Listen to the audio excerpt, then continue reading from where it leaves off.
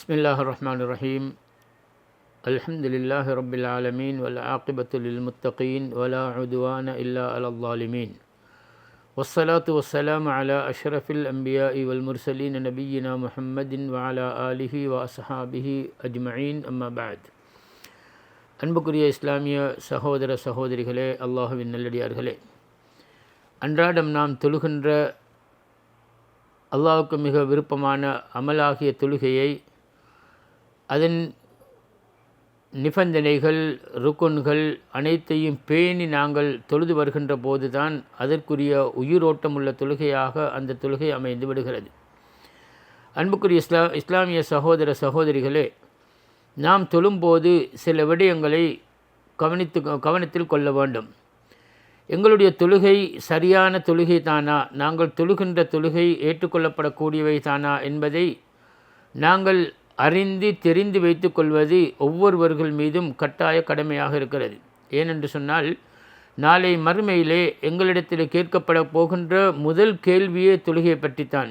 அது சரியாக இருந்தால் அனைத்து கேள்விகளுக்கும் சரியான பதிலாக அமைந்துவிடும்.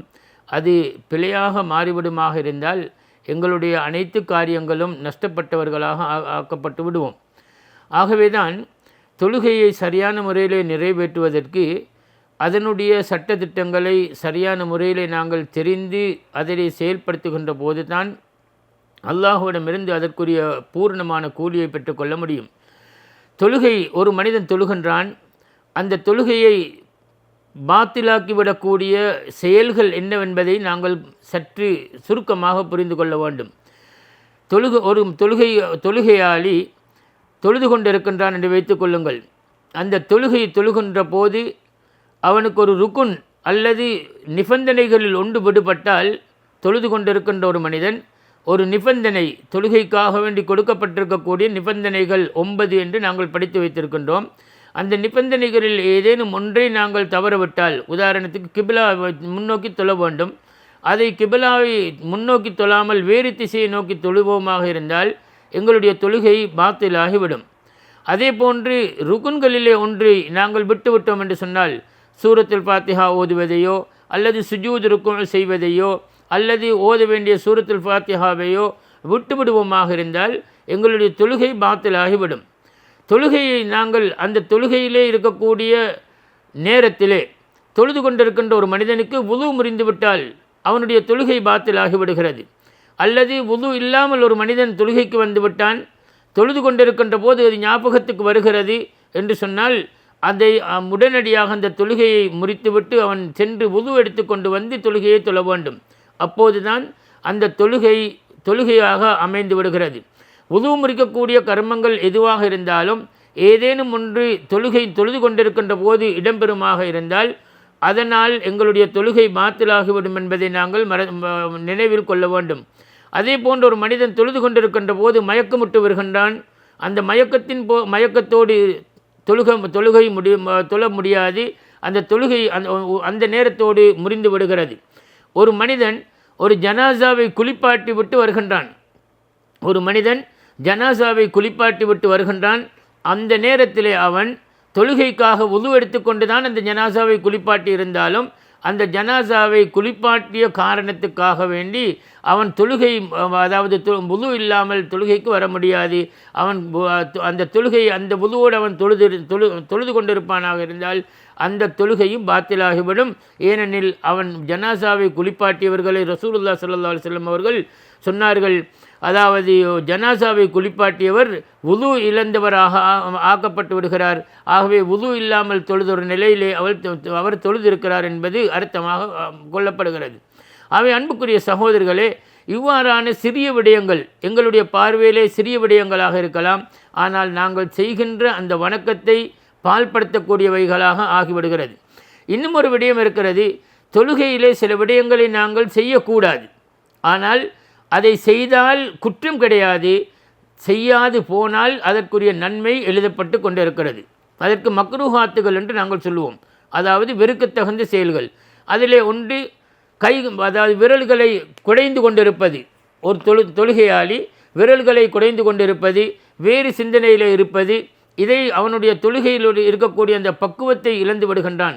அதே போன்று அடிக்கடி வானத்தின் பக்கம் தலையை உயர்த்துவது, கண்ணை உயர்த்துவது, வானத்தின் பக்கம் உயர்த்தி பார்ப்பதன் மூலமாக அவனுடைய தொழுகை அதாவது ரூஹானியத்தற்றதாக ஆகிவிடுமோ என்று அஞ்சப்படுகின்ற காரணத்தினால் அது ஒரு வெறுக்கத்தகுந்த செயலாக இருக்கிறது.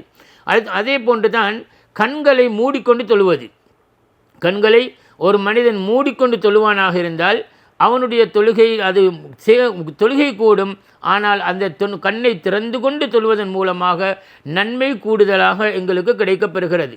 அதே போன்று தான் வெறுக்கத்தகுந்த தொழுகையிலே செய்யக்கூடாத, அதாவது வெறுக்கத்தக்க செயல்களிலே ஒன்று தான் மலசலத்தை அடக்கி கொண்டு தொழுவது. மலசலத்தை, மலஜலம் இரண்டையும் அடக்கி கொண்டு தொழுவது. ஒன்றில் சிறுநீர் கழிக்க வேண்டும் என்ற தேவை உள்ளவனாக இருப்பான், அதனை அடக்கி கொண்டு தொழுகையில் இருப்பான். அது எங்களுடைய தொழுகையினுடைய உயிரோட்டத்தை குறைத்து விடுகிறது. ஆகவே நன்மையை குறைத்து விடக்கூடிய அந்த காரியத்தை அதை உடனடியாக நிறைவேற்றிவிட்டு வந்து அதை நிறைவேற்றினால் அதற்குரிய கூலியை ரசூலுல்லாஹி ஸல்லல்லாஹு அலைஹி வஸல்லம் அவர்கள் சொல்கிறார்கள். மலசலத்தையும் அடக்கி கொண்டு தொழுவதையும் உணவு தயார் நிலையில் இருக்கின்ற போது தொழுவதையும் ரசூலுல்லாஹி ஸல்லல்லாஹு அலைஹி வஸல்லம் அவர்கள் விரும்பவில்லை. ஆகவே அந்த ரெண்டையும் முடித்து விட்டு வந்து நீங்கள் தொழுது கொள்ளுங்கள் என்று ஸல்லல்லாஹு அலைஹி வஸல்லம் அவர்கள் எங்களுக்கு சொல்லித் தருகிறார்கள்.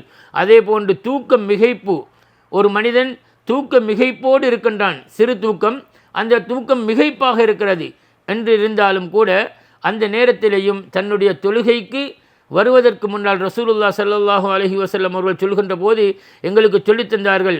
நீங்கள் இதா நஅஸ அஹதுக்கும் வஹுவ யுஸல்லி ஃபல்யர்கத், அதாவது சிறு தூக்கம், ஒரு மனிதனுக்கு தூக்கம் மிகைப்பு இருப்பதாக இருந்தால் அவன் தொழுகைக்கு வருவதற்கு சற்று நேரமானாலும் அவன் உறங்கிவிட்டு வரட்டும் என்று சொன்னார்கள். ஆகவே இந்த காரியங்களை தொழுகின்ற ஒரு மனிதன் தடுத்து கொள்வானாக இருந்தால் அவனுடைய தொழுகை உயிரோட்டமுள்ள ரூஹானியத்தான தொழுகையாக அமைந்து விடுகிறது. அல்லாஹ்விடத்தில் எங்களுக்கு பெறக்கூடிய கூலியும் சிறந்த கூலியாக பெற்றுக்கொள்வதற்கு ஒரு வாய்ப்பாக அமைந்து விடுகிறது. ஆகவே அன்புக்குரிய சகோதரர்களே, எங்களுடைய தொழுகையை நாங்கள் அன்றாடம் நிறைவேற்றக்கூடிய தொழுகையை அல்லாஹும் அவனுடைய தூதரும் காட்டித்தந்த அமைப்பிலே அவைகளை தொழுகையை அமைத்து கொள்வதற்கு எல்லாம் வல்ல அல்லாஹ் எம் அனைவர்களுக்கும் ஆக்கி அருள் புரிவானாக. வ ஆஹிர் தஅவானா அனில் ஹம்துலில்லாஹி ரப்பில் ஆலமீன். வஸ்ஸலாமு அலைக்கும் வரஹ்மத்துல்லாஹி வபரகாத்துஹு.